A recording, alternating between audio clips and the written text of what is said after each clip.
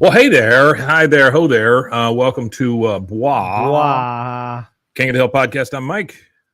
And I'm Rusty.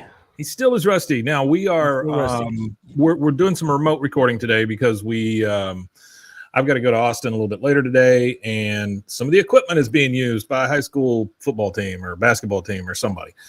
So we figured we'd do this remote because it's been a couple of weeks since we've been together with you guys. Yes. Hopefully this will make up for it, and then we'll talk about on Friday what we're doing this weekend. So, all right, so we are on King of the Hill, Season 7, Episode 18, or in the year of our Lord 7, ABE 14. I never promised you an organic garden. Obviously, Yep, that's the one. yeah, obviously it's a never promised you a rose garden reference, like the song. This aired Sunday, April 13th, 2003. We've got Peggy convinces Principal Moss to hire her as the new full-time organic gardening teacher by promising the vegetables to the football team. However, organic gardening proves much harder than it sounds. This was directed by Adam Kuhlman and Clay Hall, and then written by, of course, Judge Daniels, Tony Gamalobo, Rebecca May, and Wyatt Sinek. It's a lot of writers. I looked up a few of those. Adam Kuhlman, he's the guy who directed it or whatever, but he worked on Fire and Ice. I like Fire and Ice. Okay. One of the good ones, yeah. Yeah. And the other two I looked up, Rebecca May and Tony Gamalobo, they've worked on stuff together, so they kind of like have written on similar stuff. So Rise of the Teenage Mutant Ninja Turtles, the movie, a TV series called Freddy. Okay. They wrote an episode on, so they have written together on different shows before. So okay, all right, yeah. I I was looking through some of that stuff at the ATX TV festival, and new showrunner's going to be there, which is kind of cool. I would love to hear what they have to say. I saw his name, the showrunner for BWAAA, for King of the Hill. I saw his name on the credits for Big Bang Theory. So really? He produced that too. Yeah. Yeah. I think he understands what a sitcom is, and so that's probably why they need him, because this show is produced way more like a regular sitcom than it is a cartoon. It's a relief, though. I like the idea that he knows what he's doing. So hey there, blah blah blah blah blah blah blah blah blah, and Artie, thanks for being here, guys. We appreciate it. All right, so let's get this sucker started. We are starting at the Hill House at breakfast time. It's Hank and Bobby sitting around the breakfast table. Peggy comes in. She's kind of doing her makeup as she comes through. Bobby says, "Looking sharp, Mom. Hey, are you subbing today?" She goes, "Bobby, you know I am. You left me that message that said they want me to sub for Italian." He goes, "No, I wanted an Italian sub for lunch." That's just a super solid Bobby joke right there. That is a good Bobby joke. I like food. Solid. I like food jokes. Peggy says, "Well, I'm all dressed up. I guess I could just shelve books at the library until they throw me out." That doesn't seem like a plan, but all right. Hank, who of course is always reading the paper at the breakfast table, says, "Oh, dang it! It says here because of high produce prices, schools are yanking vegetables from their menu." Bobby says, "Man, first they get rid of the organic garden, and now this. What's this school? What is it with this school and vegetables?" Peggy, of course, never letting an opportunity go to waste, says, "Organic garden? What organic garden?" Bobby says, "Well, the coaches try to keep it under wraps. You see, the kids who want to get out of gym class can work in the garden instead. I just wish I'd found out about it sooner. Then I wouldn't have to take the presidential fitness test." You remember the presidential fitness test?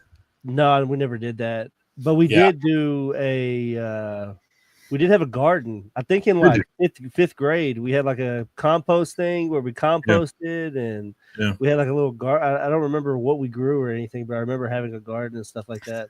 I do love the fact that we get to here in a minute where Bill is composting and doesn't even know it. You know, that's kind of nice. It's also could be kind of gross.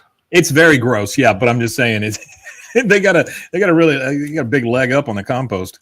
Yeah. All right, so Hank responds after he hears the presidential fitness test, because we had to take it when I was in elementary.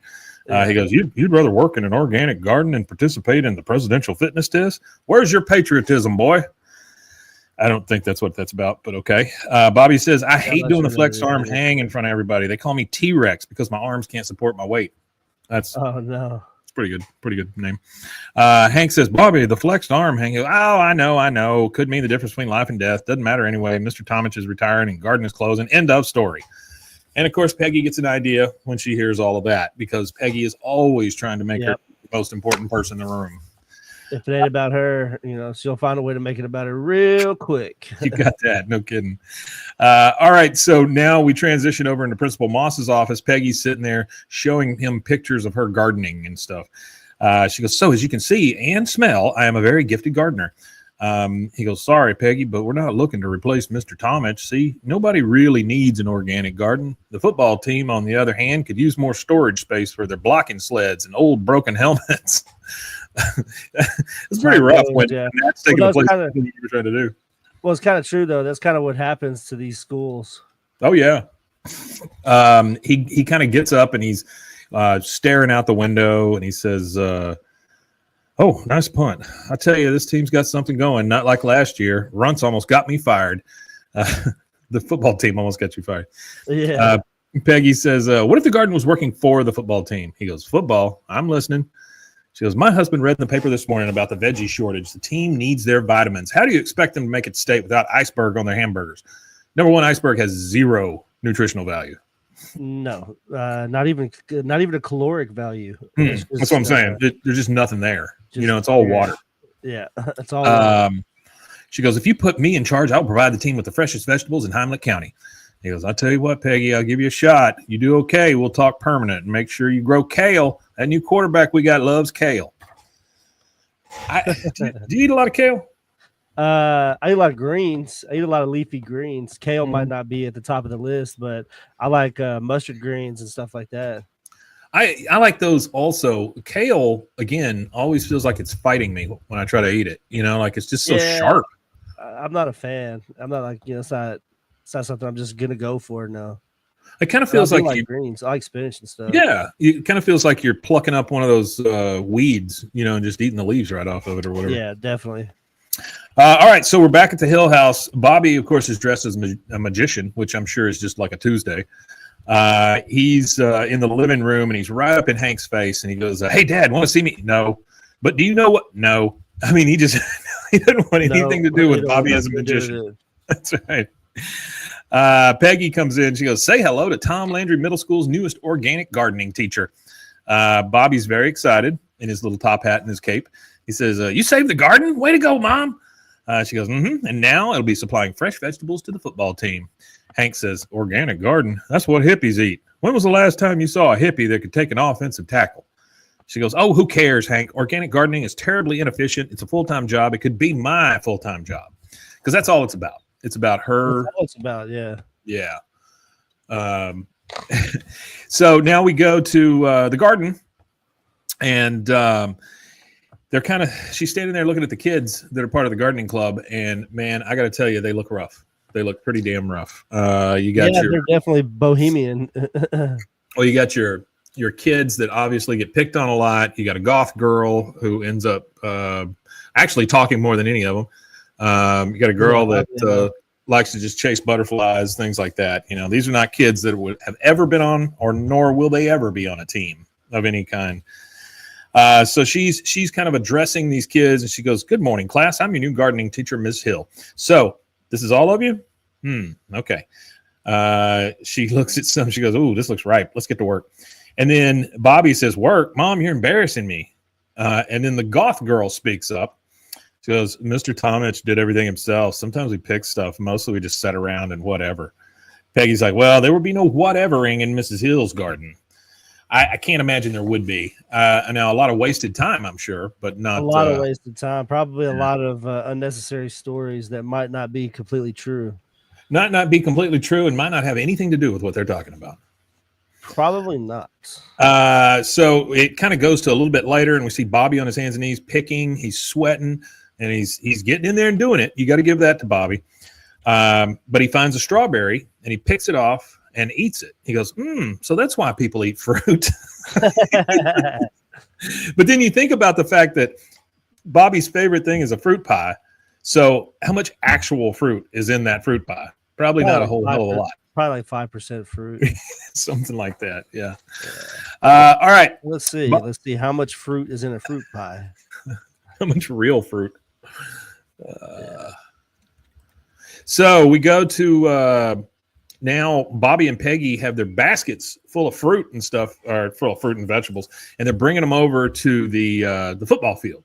On the field, the players are over there jumping, doing jumping jacks, working out and stuff, and the coaches are all standing around watching and yelling at them and stuff. Hank is, of course, over there standing with the coach, and he goes, "Boy, look at those jumping jacks this year. I tell you what." Then the two walk up, Bobby and Peggy, with their baskets full of stuff. And he goes, "Hey, Mom, why are we bringing all this up to the field?" She goes, "So the cafeteria cooks can't steal our glory." See, there you go. There it is right there. She's afraid that the cooks in the cafeteria will steal her glory. Bobby says, "Coming through, make room for tomatoes so juicy you want to eat them with a lifeguard." It's pretty good. That's not a bad line, honestly. That's not a bad one at all. Peggy says, "Organic goodness straight from Mother Nature's womb." That's a worse line. That is not a good line. Don't like that at all. Hank says, "Hey, look over there," trying to get the coaches to look somewhere else. He goes, "Who's got a stopwatch? Let's check the hang time on that punter." Then we hear one of the other coaches speak up. He goes, "Hey, Hank, that's some fine-looking produce your boys got there." Then another one of the coaches says, "Yeah, maybe it'll give them enough juice to get off their butts and hustle." And he's just screaming at the players, even though nobody's listening to him. Hank says, I guess this stuff does look pretty good." And then the guy that just yells back and goes, "Looks a lot better than that goddamn special teams kid catch a punch to save their lives." Then he looks over at Bobby and goes, "Good work, kid." I mean, just like from screaming to nothing. A lot of stuff about punting. Yeah, there's a lot of punting in this. Hank says, "I got to admit, Peggy, this stuff looks so good, I might have to become a vegetarian." And then he does his little goofy chuckle. He says, "Not really." I just love the fact that he says, "So good, I might have to become a vegetarian." Not really. I mean, just like real quick, in case anybody thought he actually was. Don't think it.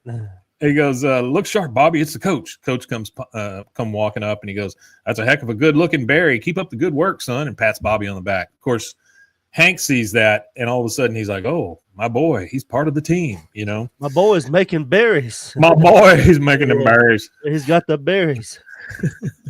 We then transition over to the alley. All four guys are standing there. So you got Hank, Bill, Dale, and Boomhauer.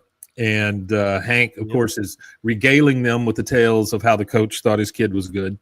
He says, "Keep up the good work, son." Yep, that's what the coach said to Bobby. And then when Bobby set out those organic onions, it was like he caught a 32-yard pass. A 32-yard pass. 32, very specific. That's super specific, yeah. Dale, of course, is standing there. "What exactly are you trying to do, Hank? Turn our school into some sort of bohemian Montessori love fest?" Hank says, "No, it's not like that. It's not like the gardening they did at Jonestown." Jesus, what a pull. Talk about Jonestown. I mean, that's where everybody drank Kool-Aid and died.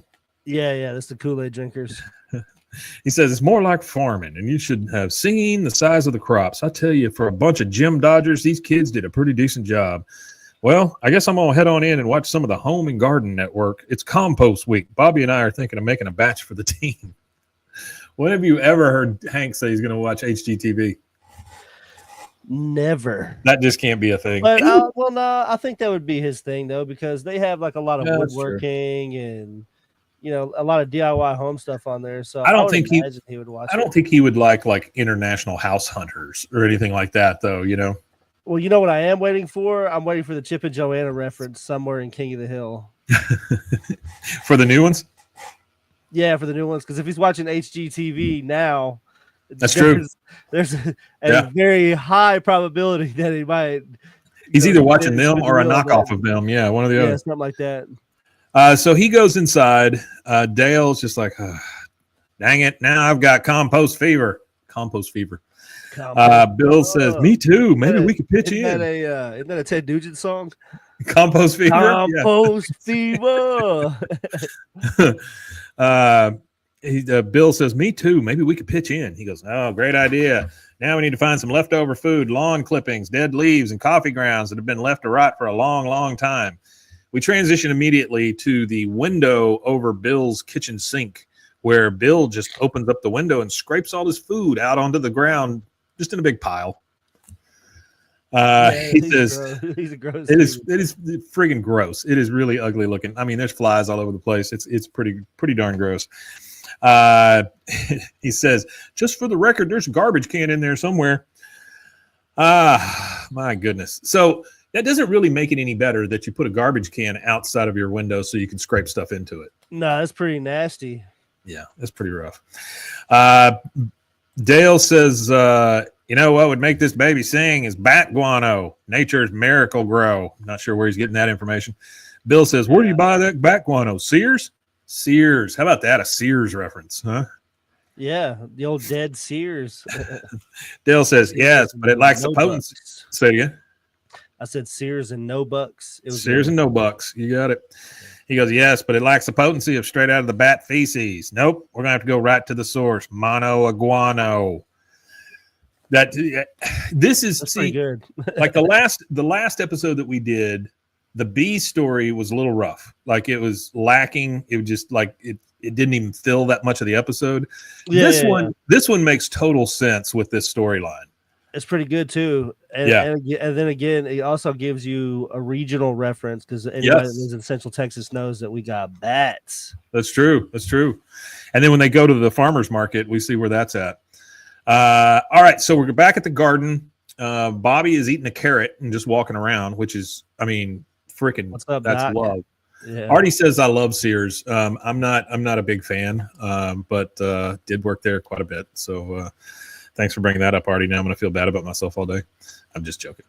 All right. So we're at the garden. He's walking around eating a carrot. And like I said, when was the last time you saw Bobby eating a vegetable, period? Yeah, that's what I'm saying.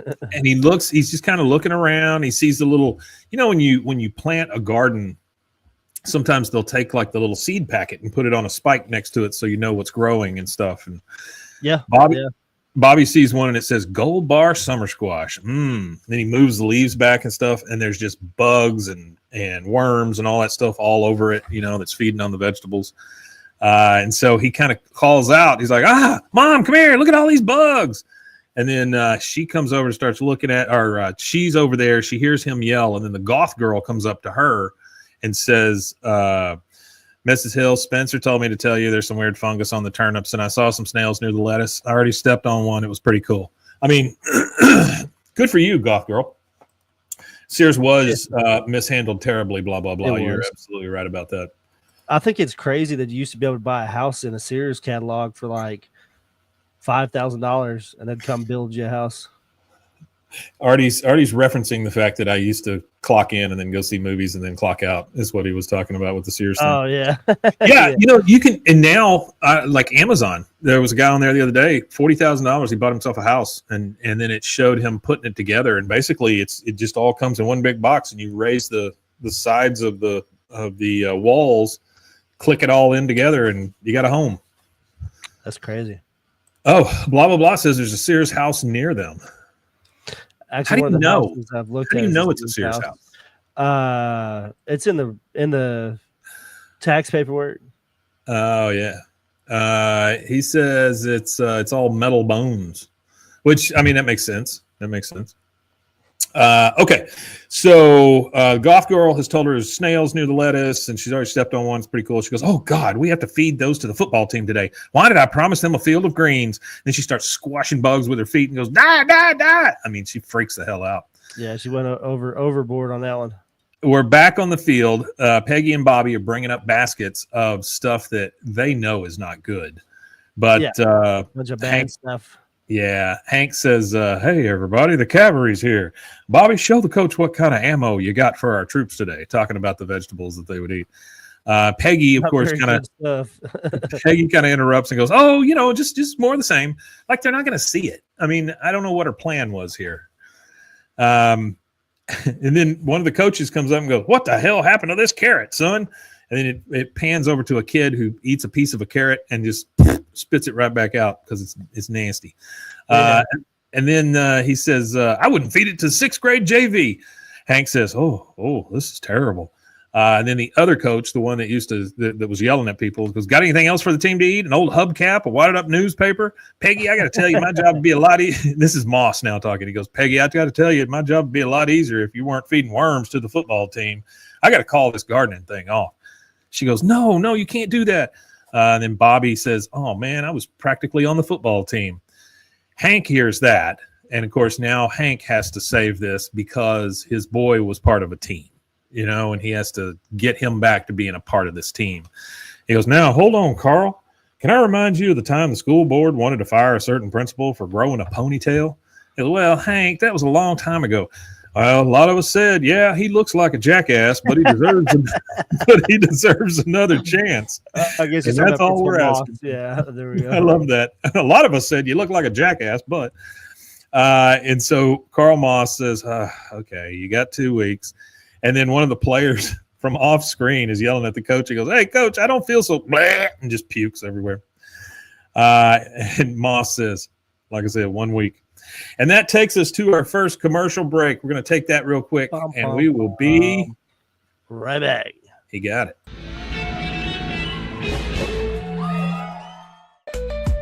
Join the Daily High Club, the premier destination for glass, water pipes, vaporizers, and accessories. Since 2015, we've sold over 1 million quality products and teamed up with legends like Snoop Dogg and Tommy Chong. Ready to elevate your smoking game? Visit dailyhighclub.com for our El Primo subscription box or shop unique pieces today.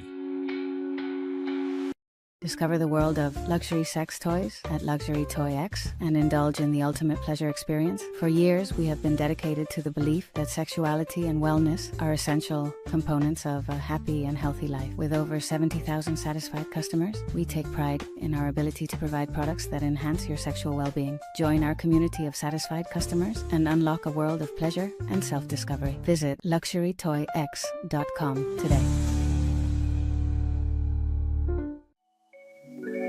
Cleanse your body of accumulated toxins and embark on your wellness journey at your own pace. At Global Healing, we provide premium supplements to help your body heal naturally. Combine that with OrganicHemp.com's top quality CBD for ultimate balance. Start your healing journey today at GlobalHealing.com and OrganicHemp.com.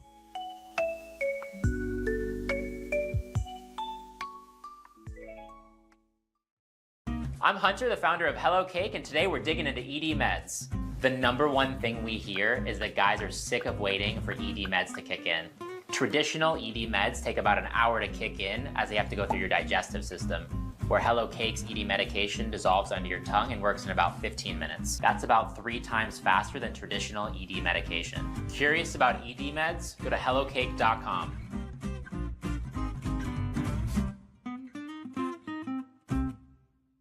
Relax with Hemp Delicious. Organically grown hemp, massively blended with delicious organic herbs, responsibly sourced for their holistic benefits. Each sip offers calming, antioxidant-rich wellness. Brewed just for you. Sip the calm with Hemp Delicious. Find your blend at hempdelicious.com.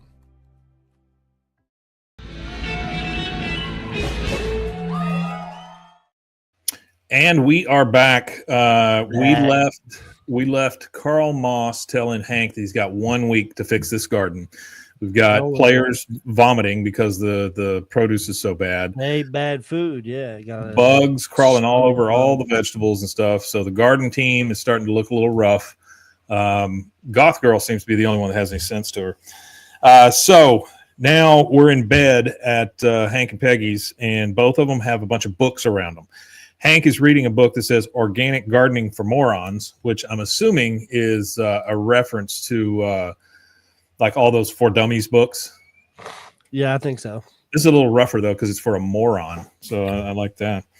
Hank says, don't worry, Peggy. We'll turn that garden around. I have never seen a problem teamwork couldn't fix. Aphids, worms. Ugh.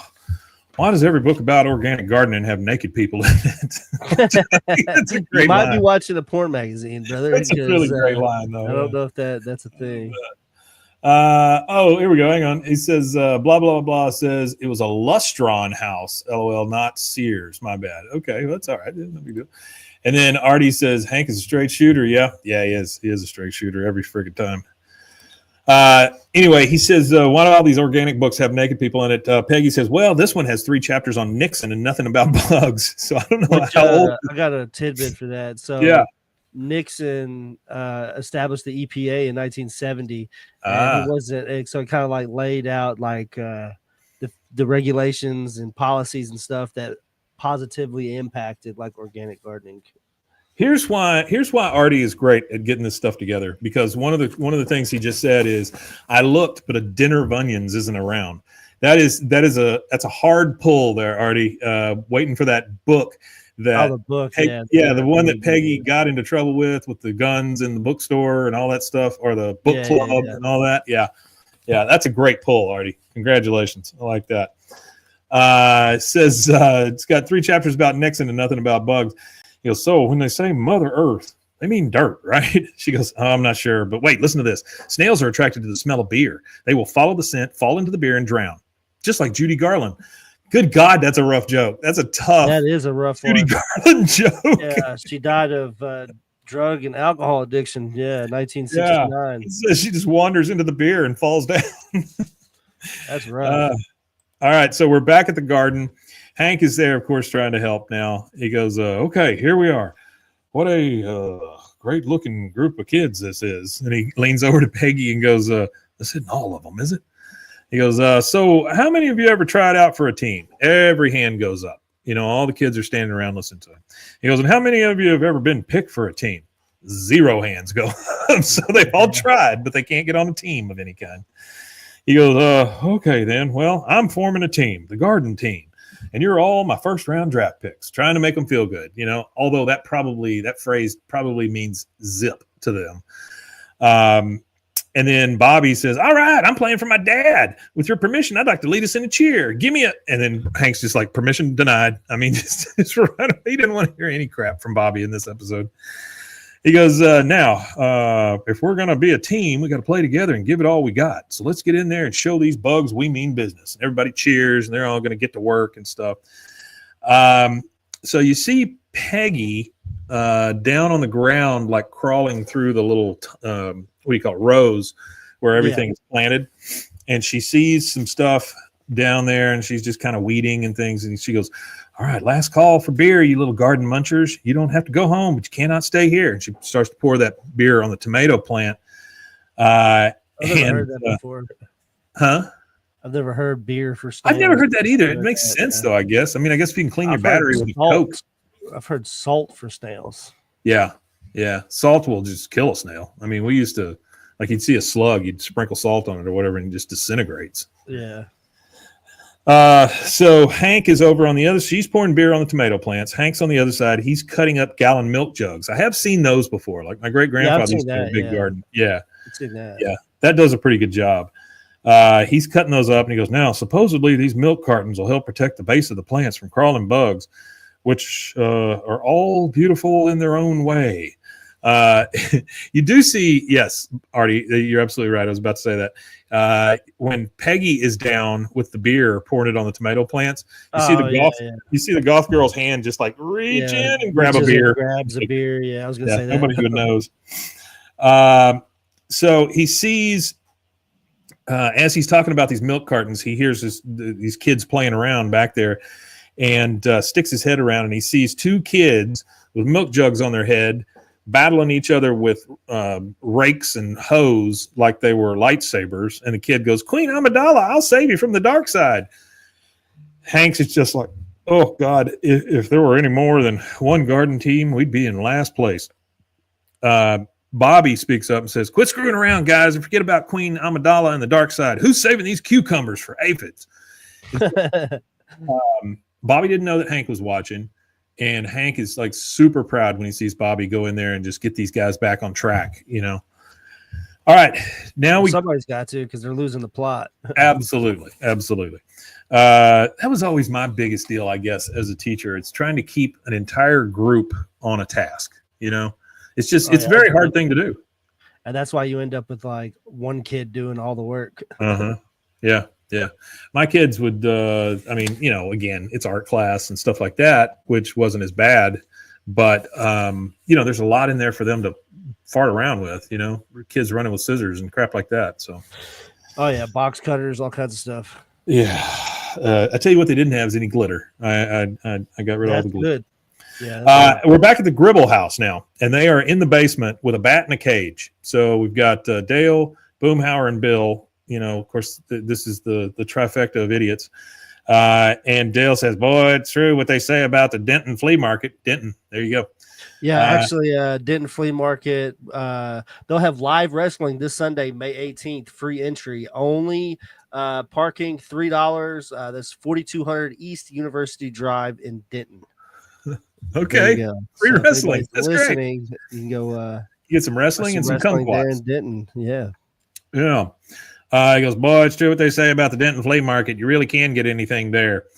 Bill says, so how much guano have you collected so far? He goes, none, but I've been feeding it bugs and prunes and massaging its colon for the past 2 days. Yeah.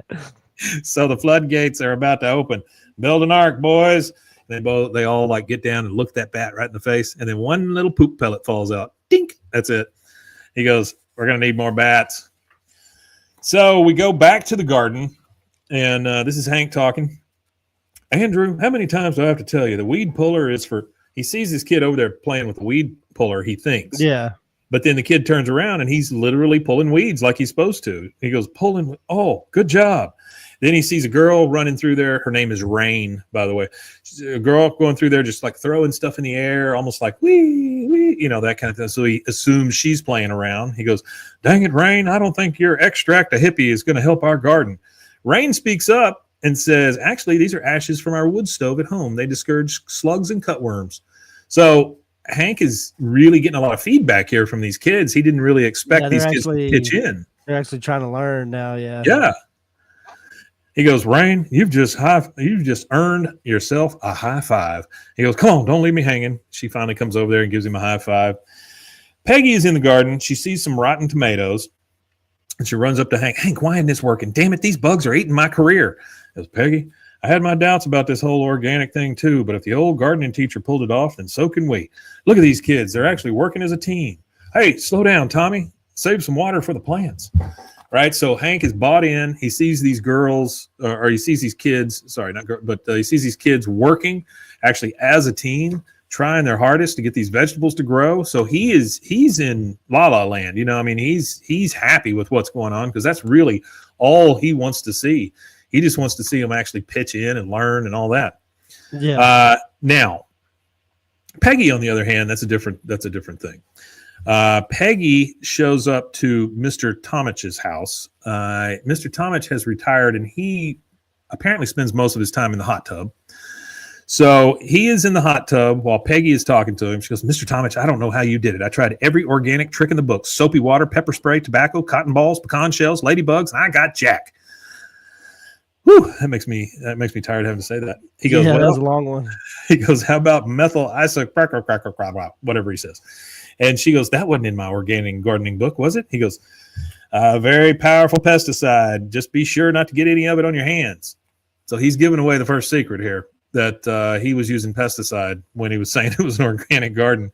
Yeah, that's not good. Yeah, it's not very organic when you're she says, spraying but, it with but methyl, the whole whatever the hell. Yeah, no kidding. It right? is actually a real pesticide, though. It's a common component of pesticides, particularly used those as soil fumigants. Methyl isothiocyanate. That's as close as I'm going to get. No, that's right. He says, don't get it on your hands. She goes, but the whole point was to teach kids about organic gardening. That's why you don't tell anybody. Oh, my God, you grew a garden of lies. He goes, yes, and tomatoes the size of your cranium. Look, if you want to keep your garden and your job, you just got to use pesticides. What do you think is keeping termites from eating this deck? Love? I mean, he's got a point, you know? He does have a point. Artie says that the secret is you got to cheat. That's pretty much what that's kind of the world not winning. It's honestly the world we live in these days too. All right, so Peggy goes in and she starts in the middle of the night, which I'm not sure where she told Hank she was going. Middle of the night, she's out there spraying these plants down with chemicals.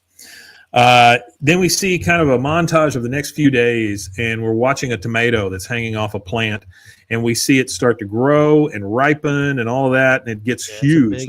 It gets a big tomato. It's beautiful because the bugs are leaving it alone. And then Bobby comes through, and he sees it. This is several days later. And he goes, Dad, look at the size of this one. If Gallagher smashed it, it would reach all the way back to the room. So have you ever been to a Gallagher show? No, it's probably before you, right? Yeah. I went to one Gallagher show. I think when we were in Vegas, we went to a Gallagher show. Okay. It is insane that in this beautiful casino, pristine, you know how it is there. I mean, everything's so clean and it's all, working order and all that because they make so much damn money. They employ 1 billion people.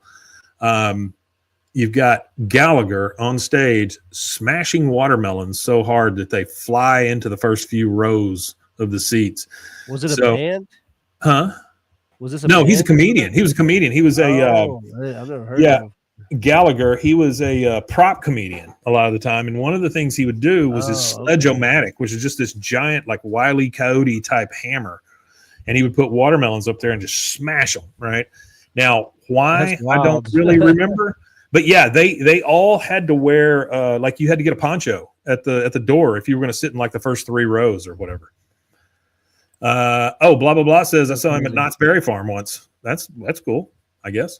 Now, the problem is you don't know if it's Gallagher 1 or Gallagher 2. So if you don't know what I'm talking about, Gallagher had a brother who really didn't do much. Instead, what he did is he dressed up like his Gallagher brother and would go on tour as Gallagher 2. Now, this was okayed by Gallagher at one point, and so they could be in twice as many places at one time, right? Which is ridiculous because you're just trying to fool people, because it would say Gallagher and then 2 would be like little tiny, behind it or whatever. Oh, well, apparently people really got injured. Yeah, I don't doubt that. I mean, you got a watermelon flying at your head. It's not great. But anyway, they got into a fight of some kind, the 2 brothers, and it broke it up. And then one of them sued the other one or something like that. And Gallagher's name was really not worth much at the end of there. All right. So Hank says, Bobby's come up and said, hey, look at this. Gallagher smashed it. It would reach all the way to the back of the room. So what he was talking about was those first 3 rows that would usually get wet. He goes, you see, Peggy, you didn't have faith, but look at this place. And he just looks around and goes, is there anything that beer can't do? I mean, that's such a great Hank phrase. Peggy says, you're right. He goes, I know this stuff is for the football team, but it just looks so good. I'm going to have a sample. She goes, no, and just knocks it out of his hand because she knows it's covered in pesticides. She goes, it's for the football team, and don't touch your eyes. Why would you say don't touch your eyes? All right, so we see the other 3 guys. So we got Bill, we got Boomhauer, and we got Dale. They are going into what is labeled as East Bridge Service Entrance. It's the middle of the night. They have a trash can on a dolly, and each one of the other guys has a shovel or a hoe or a rake or something in their hand, probably a shovel. And Dale says, according to the nice lady at the Flying Mammal Society, once again, I'd just like to repeat that phrase, Flying Mammal Society, this bridge is home to more than 30,000 bats. Even if half of them are constipated, it's still a gold mine. So I'm assuming this is a little bit of a reference to the Austin Bats. They've got that one bridge. Yeah, Congress. Mm-hmm. The Mexican free-tailed bats. They say that colony is the largest urban bat colony in North America. They said there's around 1.5 million bats in that colony. That's insane, man. That is just totally insane. Yeah. But if you're in Austin and you want to see a spectacle, it is kind of cool, though. You can stand on that bridge and just watch summer, them all. pretty much. Yeah, it's like late spring to early fall. Yeah, you just watch them all fly at once. It's pretty breathtaking. Now you do want to hold up on weather radar. They like when they jump off and they all fly away. You can see it on weather radar. There's some really. Oh, see, I didn't know that. That's kind of cool. So yeah, if you're in Austin and you ever want to see some bats, there you go. He says his brother took it from him, which Artie is referring to Gallagher 2. And then he says it reminds him of the Scooby-Doo opening, which you're absolutely right, Artie. The original Scooby-Doo show had all those bats go right at the screen, and then it would fade out and it would say Scooby-Doo on the thing. So yeah, it does kind of remind me of that. That's good. That's a good pull. So they're walking in, and Boomhauer's like, "Oh man, god dang old P&O-U, man!" Instead of just saying P-U or saying it stinks, he goes, "God dang old P&O-U, man."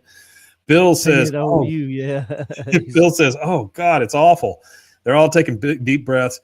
They walk in, and then everything goes black because they're walking into this tunnel, right? So we can't see them; we can only hear their voices. And you hear Bill like, "Eep," and then Dale says, "Floor is slippery. That's a good sign. Boomhauer, get ready. I think I hear something." Then you hear this little plop. He goes, "Yes," and then you hear plop. He goes, "Picking up." and then plop, plop, plop, plop, plop, plop, plop, plop. And then Dale's like, oh no. And then you hear all the squeaking of the bats, and they all start flying out, and the boys start running towards the light. And you hear, oh, God, we've awakened the sleeping, pooping giant. And they're just all screaming and screaming and running. And then Bill, I got a bat in my mouth. Just screaming and running away. That's nasty. Yeah. All right, so we go out. We go over to what is called Pizza Joe's. I know we've seen them at a pizza place before, but I don't remember if it was Pizza Joe's or not. I always thought it was Sugarfoot's that they ended up going to. But maybe they have been to Pizza Joe's. So they're at Pizza Joe's. Pizza Joe's. This will be the first time you see Pizza Joe's, but it pops up in 2 other episodes after. It looks like Sugarfoot's, like where they would gather, the whole group or whatever and have those meetings. Well, if you look at the roof style, it kind of reminiscent of almost one that wants to be a Pizza Hut kind of style look. Oh yeah. And if you look at the windows have curtains, like the Pizza Hut used to have the curtains and all that, the red curtains. So it's got some similar features there. To Alexander is trying to say Shakey's, I believe. Shakey's Pizza, and then the correct is getting him. Autocorrect. But you're right. It's Shakey's Pizza. Do you remember? Have you ever been in a Shakey's Pizza, or do you know what that is? Nope. Okay. So Shakey's Pizza used to be like a Mr. Gaddy's or just a pizza place, but I believe they had a buffet in it. You'd go in there, and there was guys in straw hats, like old-timey straw hats, wearing suspenders and playing the banjo. Like they would just play music the whole time, like "Hello, my baby," "Hello, my," while you're guzzling down your pizza. That sounds like a great time.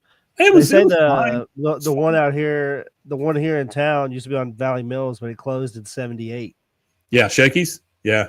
I can remember going there 3 or 4 times, and that's about it. But it was over there where, and this is going to be super specific for us guys, but it's over there where number 9 is now on Valley Mills, that Mexican restaurant that used to be. It used to be a Chinese restaurant. Before it was a Chinese restaurant, it was Shakey's. Oh, okay. And then right in front of it was a Church's Fried Chicken. Because that was the 50s and 60s were really big for like that area right there. Oh yeah. No, had the tornado not come through here, I think Waco probably would have gotten to the point where it was at least rivaling like Austin as far as growth. It was already bigger than Austin when the tornado hit. Yeah. Mm-hmm. Everything had to move one way or the other, though. Because it was a big trade center.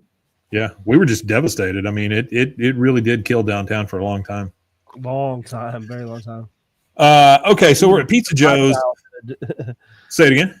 I said it happened in 1953, and it was in my adult life that it's kind of revived. Because when I was a teenager, it was just homeless people and drug addicts stumbling all downtown. The bad part about it now is with the economy being the way it is, downtown. And this is downtown Waco, Texas, guys, that we're talking about. It is starting to come back. There's a lot of stuff that's built down there, a lot of businesses and things, but the prices for real estate have gone just through the roof down there, and nobody is backing off. So what's going to end up happening is you're going to reach a point where there's a glut of empty buildings again, just because nobody will work with anybody. They want to charge Austin prices when you're in Waco, Texas, and there's just too much inventory, blah, blah, blah, asking if we get scorpions in our house. I have never seen a scorpion in my house. No. Now out in China Spring, Belton, those kind of places, they get a lot of those. I know. I remember when my cousin was small, he lived in a house and they would get scorpions all the time. Artie says the first time I heard of Waco was on One Day at a Time, and the joke was that Schneider pronounced it wacko. Yeah, a lot of people say that. So we're at Pizza Joe's. Hank is at the end of the table. All the kids are sitting on either side of the table, and he's like addressing them almost like it's Thanksgiving or something, right? He says, listen up, team. I just wanted to tell you how proud I am. You've overcome the elements, the bugs, and God knows your own limitations. One kid goes, I got heat stroke. That's okay, great, kid. Bobby holds up his thumb and goes, look at this. I thought it was a tumor, but Mom said it was a callus. A tumor? Jesus. Yeah, that's a bit dramatic. You go right to it. Hank says, and since you guys are working like a team, I figured it's about time you look like one. And then he holds up some jerseys. He has gone and gotten jerseys made for each one of these kids so they could be part of a team. That's how hard Hank will go for you if you work hard or do the right thing. Hank will be there and back you up. I mean, I can't imagine buying jerseys for every one of these damn kids was cheap. You know? No, it definitely wasn't. He does go above and beyond sometimes. He might have got old Buck Strickland to sponsor it. He might True. have Very well could have. Maybe. I do kind of like their little gardening thing. It's got the little cow skull on it and the tools over its head, you know, almost like skull and crossbones kind of thing. Oh, yeah.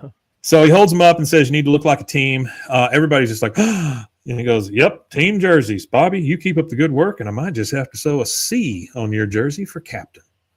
I mean, that is all that Hank has ever wanted. He wants his kid to be a captain of a team. That's it. He just wants him to be something. We now see, same time at night, Peggy is back over at the garden, and she's spraying more chemicals. She yawns and takes in some of the chemical, and she starts coughing and coughing and coughing. And obviously, she falls asleep or passes out there. So next day, we see the team starting to arrive over there. And he goes, oh, all right, team. Early bird kills the worm. Opens up the door, and he goes, Peggy, because she's sleeping on the ground with the poison. Okay, so there's one of two things that have happened here.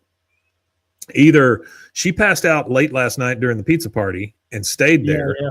And if she did, why did Hank not go looking for her when she was not in his bedroom that night?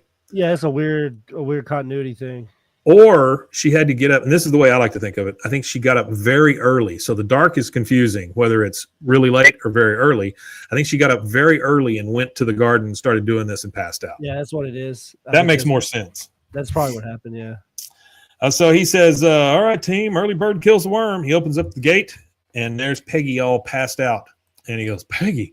And that is our second commercial break. We'll take that and be right back. There it is. BWAAA.com. I've always had thin hair my whole life. It breaks off at a certain length. In the last 6 months, I've noticed it just really bad. I mean, you could totally see it. I wear a hat a lot. I tried several different products. My experience with the BWAAA MD hair regrowth kit was amazing. It was easy to use. It let me take off my hat.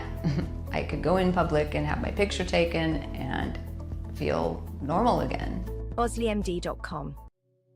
Farmhounds offers natural treats and chews made with quality products that support family farms, regenerative agriculture, and humane farming practices. Give your dog the best with wholesome, organic ingredients that promote health and happiness. Shop now at farmhounds.com. Introducing Muck-Off's classic pink bike cleaner, powered by revolutionary nanotechnology that breaks down dirt and grime on a microscopic level while protecting your bike's delicate finish. Developed by our mad developer Alex and tested by riders, our products are made by riders for riders. Discover more at us.muc-off.com, where we break the mold to bring you the best in bike care. Protect your online privacy with NordVPN.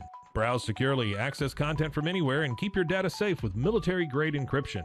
Whether at home or on the go, NordVPN ensures your digital freedom. Stay secure. Download NordVPN today at nordvpn.com. That's NORDVPN.com. Looking for tickets to the hottest shows, games, and events? Ticket Liquidator is your one-stop shop for great prices, no hassles, and guaranteed tickets. Since 2003, we've been connecting buyers and sellers, providing access to sold-out events at prices lower than most secondary market options. Whether it's sports, theater, or concerts, our massive nationwide network ensures you get the tickets you want, guaranteed. For the best seats at the biggest events, start with Ticket Liquidator today at ticketliquidator.com. That's TICKETLIQUIDATOR.com. Ticket Liquidator.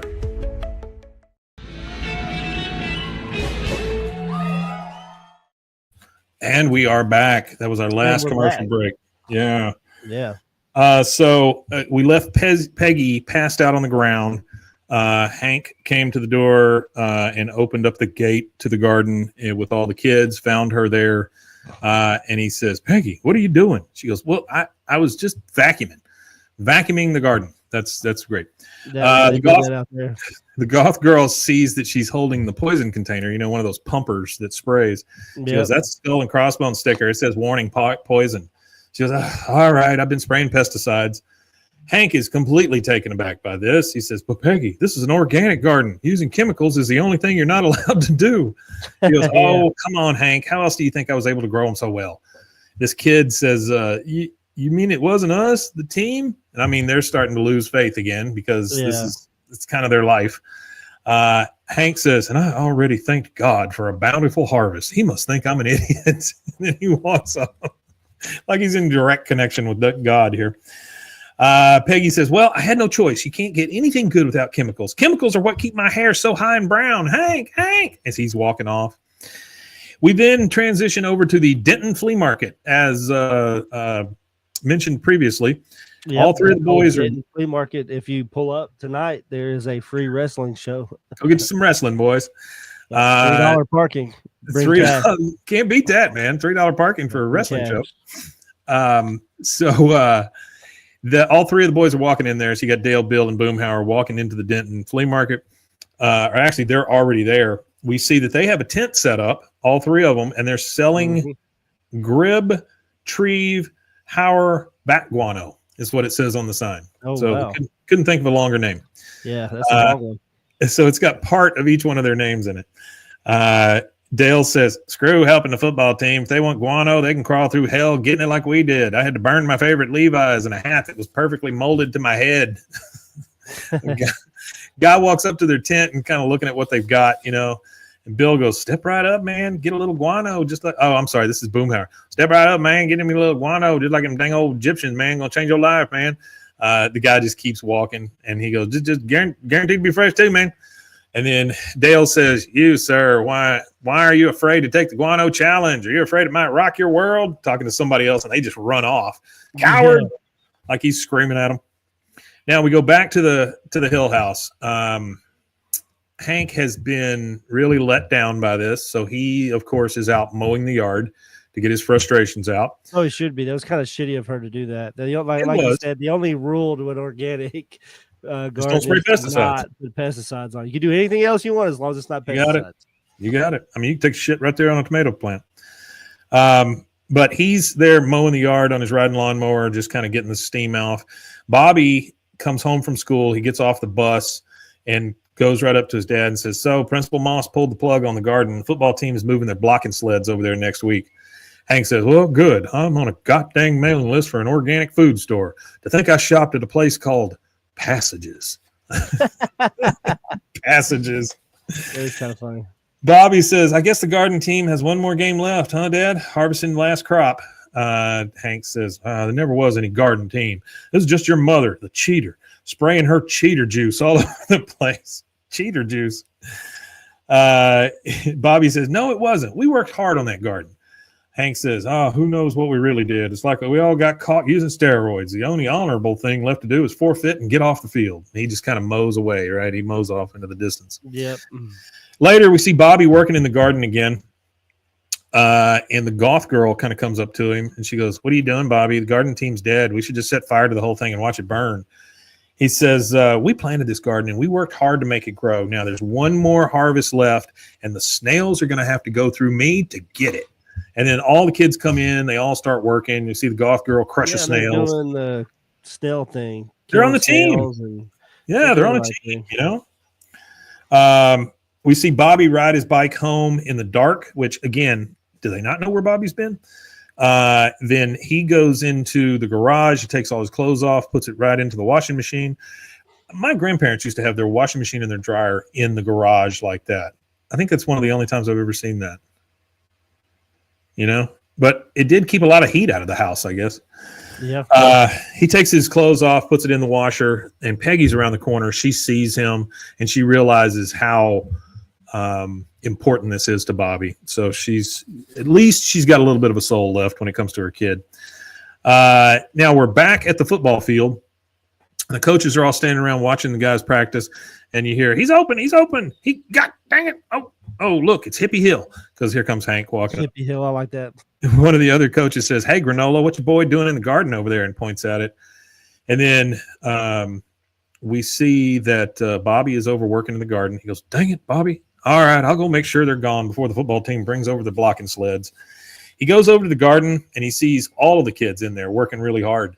Like they want this thing to succeed, but just like they want this thing to succeed because this is the first time they've really worked as a team and stuff like that. And so Artie says this is like the 8th time Peggy has been shown to cheat, and she's a teacher. That's pretty true. Yeah, she cheats a lot. She doesn't have she's not very doesn't have very much integrity.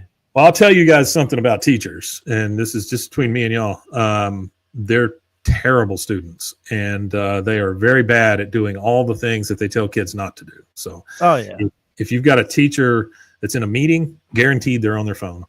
If you've got a teacher who's supposed to be listening to something, guaranteed they're not. So. They're not, yeah. Okay, so he goes over the garden. He sees all the kids working. So he is like, oh, good Lord, these kids are all still on a team. And you hear Bobby directing all of them. And this is what makes Hank so proud.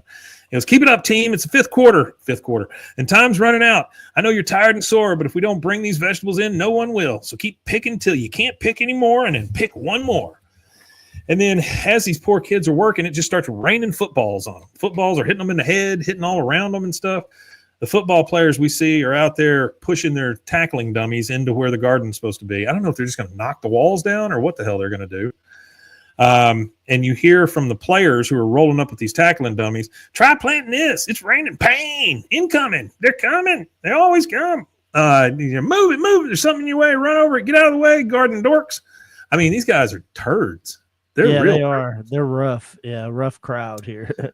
Bobby looks over at Hank and goes, why, Dad? Why? Like, why would they do this to us? He goes, Hank stops in front of he goes out and stops in front of the football players. And he goes, I don't think so. These kids have worked hard, and this is what's going to happen.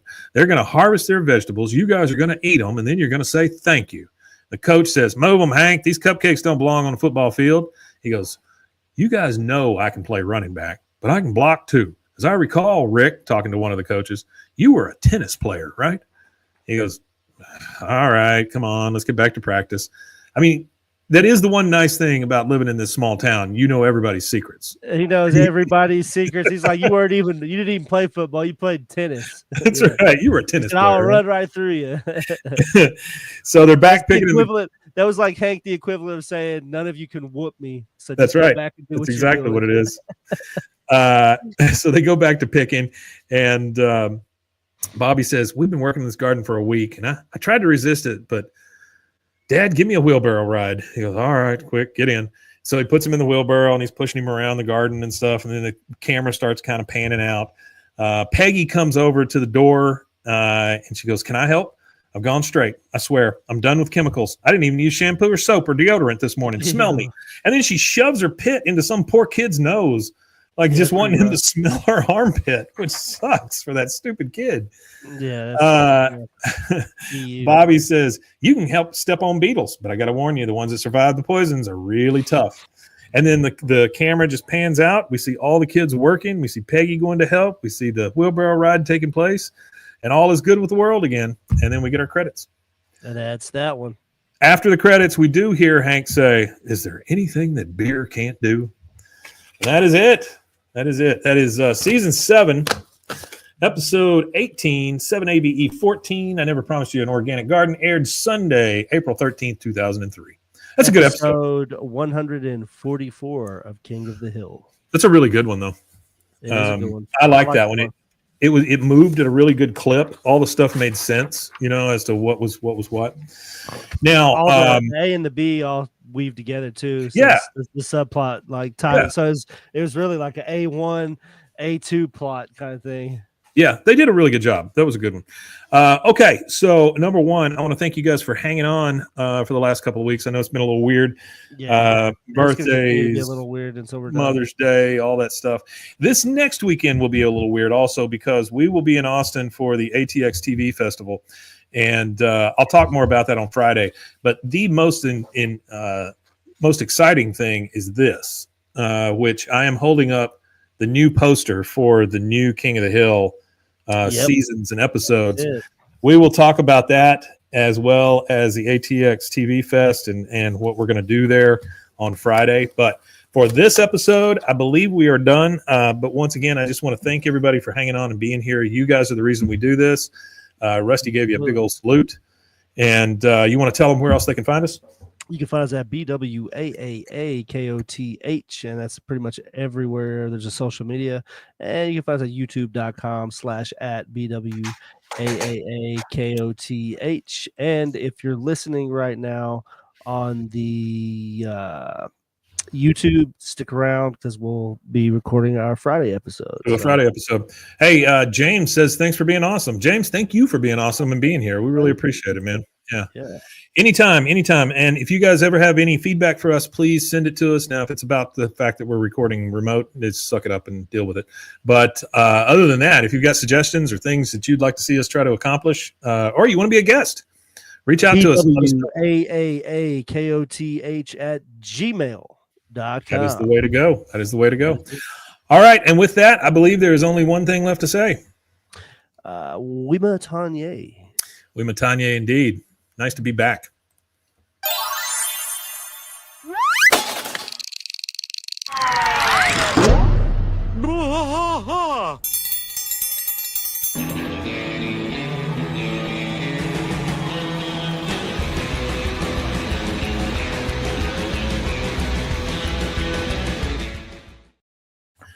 All right. Now we have a Friday to do. Let me see how this works. We do. This one should be simple, though. If this worked at all, I don't like that. Let me try one thing, and then we'll get on this one real quick.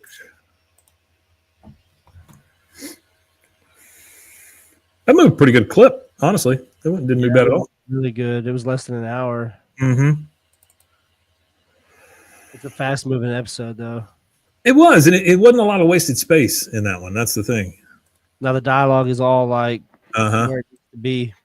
Okay, so let me move this up here so I can go back and forth. Okay. All right, you ready? Yep. All right, here we go. Mason, start it here.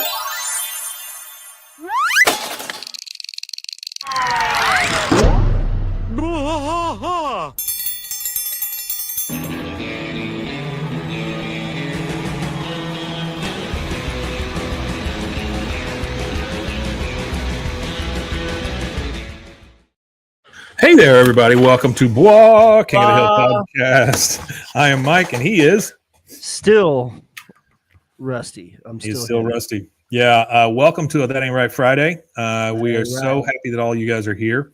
I think the biggest news of the week is probably this. Everything to do with King of the Hill, really? Because there's a lot of news. There is a lot of stuff going around, but let's show this poster real quick, and we'll talk about that for a second.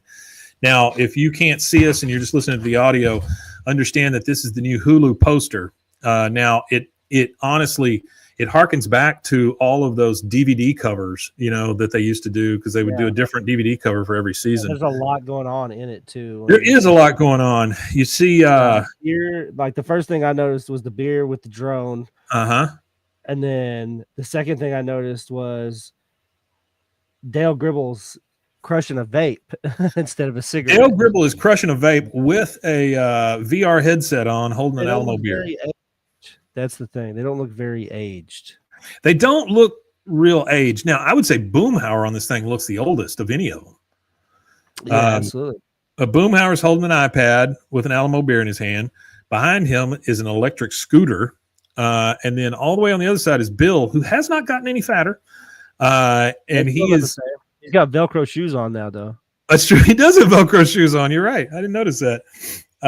But Bill's holding the beer. Also, he's looking at the background too, so I don't mean to interrupt you again. No, you're fine. The tower, the 5G tower in the back. Yeah, there's a 5G tower back there. And then Bill is over here getting his food out of the Megalo Eats scooter box. Yeah, which is Uber Eats. Yeah. He's getting food delivered to him. Hank looks exactly the same, except he may be a little paunchier. There might be a little more creases in his face too. Yeah, probably. I figured his hair would be white, but I guess not. There's Dale with all his accoutrement, and then Boomhauer. So that's really the biggest reveal I think we've gotten in a while of what this thing is going to be. Another big reveal too, minus a poster, is Toby Huss has been named as the successor for Dale Gribble's voice. Really? Well, I kind of wasn't surprised by that because they worked together for 13 He does seasons. so much too, and he already does a lot of different voices. So I imagine if there's anybody that could mimic or imitate or anything like that, would be a guy who could, someone of many voices. So I hope that it's good, and I feel like they worked together closely for years. So it's probably good that it was Toby Huss and not somebody else. So at the ATX festival that we're going to, you had to put in for interviews with people if you want to interview any of the stars. And I put in for one-on-one interviews with Mike Judge, Greg Daniels, Saladin Patterson, Pamela Adlon, Lauren Tom, and Toby Huss. So the Toby Huss one would be very, very interesting to hear him talk about how he's taken over Dale Gribble now. I did not realize that. But that would be super cool. Now, I'm assuming that these interviews are like, you get 2 minutes or whatever, right? I mean, it can't be much, but we will be there and we will be there and we get the most we can out of it. I can tell you that. So this first article I have here comes from yahoo.com, which I didn't know was still a thing, /entertainment. It says King of the Hill first look image shows older characters in revival. So again, they're talking about this poster. Says, by the way, this was written by Anthony Nash, came out on May 14th. Says first image of the new series shows Hank, Bill, Dale, and Boomhauer once again standing in front of Hank's home. The group are much older now, though, which I don't really see. And several of them seem to be fitting into the future. Bill is holding a bag of food from what looks to be a food delivery service. Dale can be seen using a vape and wearing a VR device, and Boomhauer is reading from a tablet. So the next part of this says, what do we know about King of the Hill revival? No official release date for the revival has been set yet, but Hulu did say the show would be coming soon. Presumably the series will follow the adventure of the group years after the series originally ended. Now, what I fully expect to happen while we're in Austin with this thing is that they will announce when the first episodes are going to drop, because this is kind of their coming out party at this thing. Yeah, definitely. This is like the pre-release party kind of thing. So I imagine after this, the amount of information that comes out of it should be pretty hefty. I've reached out to Wes Archer again, but all I got was a heart emoji. Yeah, all I got was a heart emoji. But yeah, but you know what? It's better than nothing. Honestly, that really is better than nothing. Yeah, which I'm okay with that. Like, I know he's really busy. It says King of the Hill revival will once again be executive produced by Daniels and Judge, with the latter also returning to voice his role as Hank Hill. The project is produced by 20th Television Animation and Bandera Entertainment, which is Mike Judge's company. I think it's Judge and Daniels, right? It says it will also be executive produced by Dustin Davis, along with three producers, with the original producers, Three Arts, Michael Rottenberg and Howard Klein. This isn't the first time that Hulu has greenlit an animated Fox revival, as a streamer previously ordered the upcoming Futurama. I thought Futurama was already playing for some reason. I guess it's not. Yeah, I did too. Okay, so then there is a second article here from JoBlo.com, JOBLO.com, by Kevin Frazier. This was posted 4 days ago. And it says, King of the Hill Hank confronts modern technology and hates it in official poster for the revival. Now, see, when I look at that picture, I don't see Hank just hating it. I see him confused, but I don't think he hates what's going on around him. No, he doesn't look like he hates anything yet. Yeah, not yet. It says most animated shows keep their characters the same age forever, but the revival of King of the Hill will find the series leaping forward in time. As you can see on the poster, the gang are looking a little older, with Boomhauer somehow looking like he's aged the most. Yep. And good old Hank is just as exasperated by modern technology as you would expect. Bill is receiving a food delivery by Megalo Eats. Dale is wearing a VR headset and vaping, and Boomhauer is immersed in his tablet. In the background, a drone is delivering a case of Alamo beer. They also don't mention that 5G tower. It said they talk about how Johnny Hardwick had recorded some before his death. Mike Judge is back to voice Hank and Boomhauer. Kathy and Jimmy is back for Peggy. Pamela Adlon is Bobby. Stephen Root is Bill. Ashley Gardner is Nancy. And Lauren Tom is Min and Connie. It also says that Judge will also executive produce alongside Greg Daniels, with Saladin Patterson serving as showrunner. They say, we are also excited to welcome back Hank, Peggy, and Bobby, blah, blah, blah. This is the president of ABC Entertainment saying it, who owns Hulu. He says the show has all the perfect ingredients to meet this moment in animation at Hulu, and we're so thankful to be having these conversations alongside this talented group.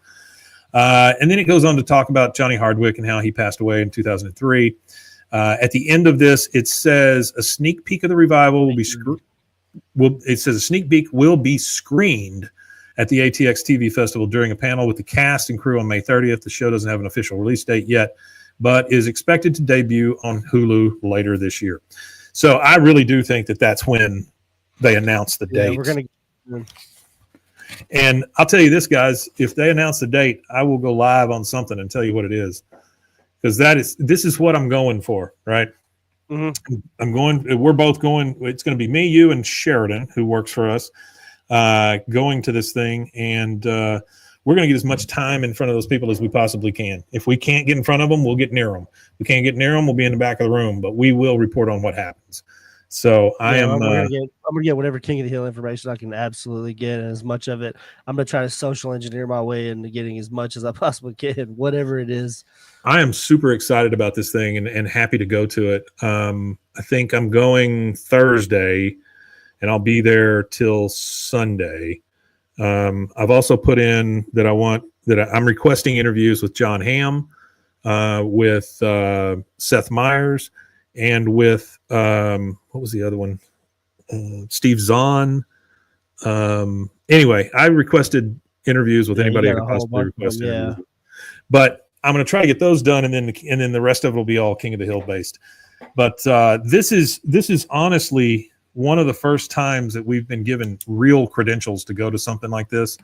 Yeah, I like that idea. It was pretty amazing, honestly, how it came together.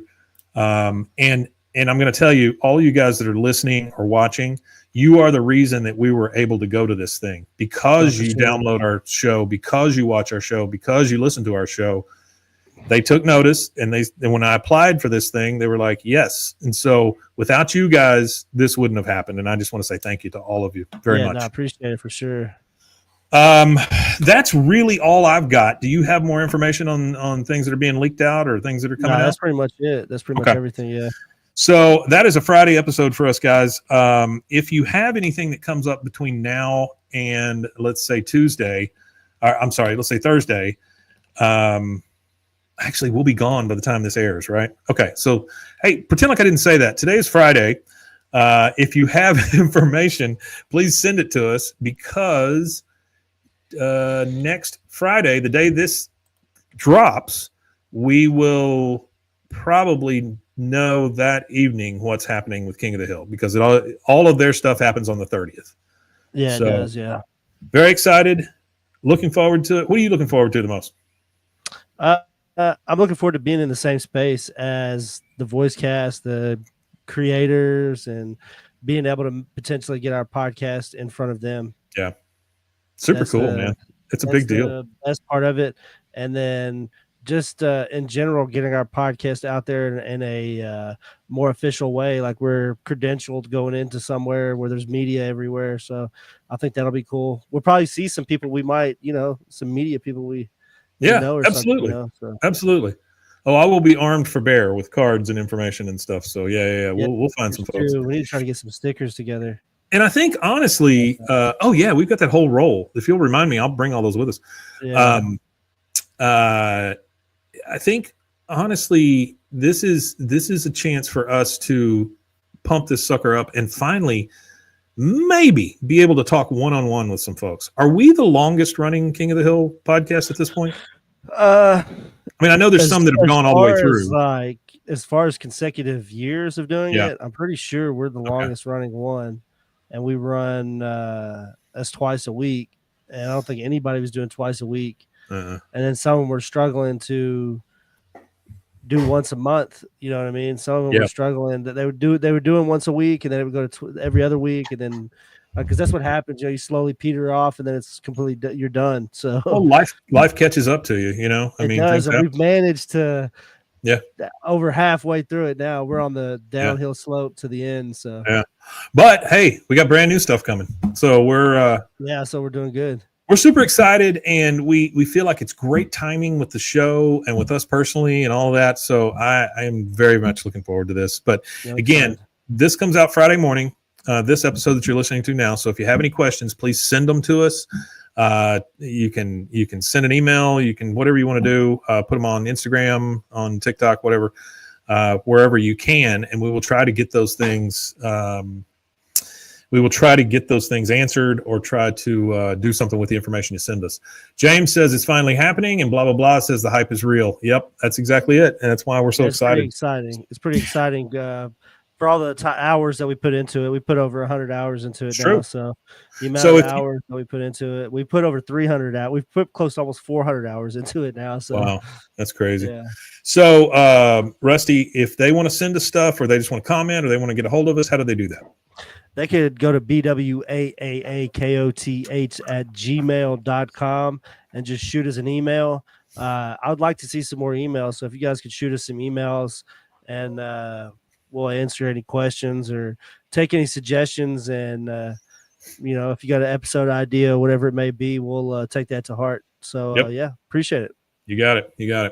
All right, guys. I believe that's it for us. We're going to go and try to figure out what's up with King of the Hill going forward. Alrighty. So stay tuned. Keep close to your computer, phone, beeper, fax machine, whatever, and so that smart fridge, your smart fridge, stand right next to your smart fridge. We'll be there in a second. And just kind of keep your eyes open for this, because I plan on just sending stuff. So if you ever watch our podcast from a fridge, take a picture of that and send that to us. Oh, that'd be nice. Yeah, it'd be nice, especially in front of the bats. That'd be cool. In front of the bats. All right, guys, that's it for me, and I believe that's it from Rusty. I think there's only one thing left to say. Wima Tanye. Wima Tanye, indeed, and long live King of the Hill.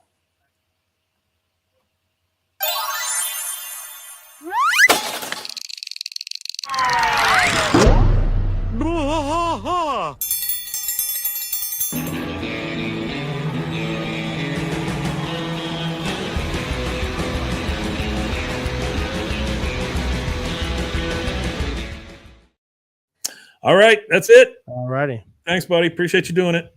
No and I'll get with you probably Tuesday or so, and we'll figure out schedules and all that kind of stuff.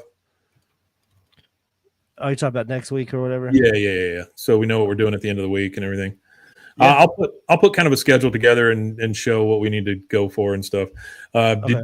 If you get a chance, remember on Tuesday they're opening up to press pass holders. Yeah. I've got an alarm for it. Good. I'll be up at midnight at work on my break, so I'm gonna try to because everybody will be asleep, so I'm hoping to get in there and get the fast pass pretty quick. Yeah, same deal.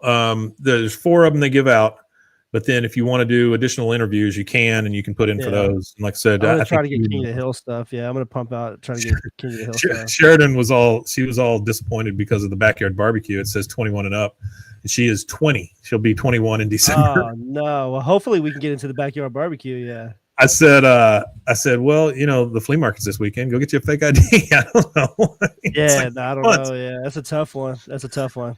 All right, guys. Thank y'all for being here. We appreciate it. And Rusty, go get some rest. Oh yeah, Wima Tanye. See ya.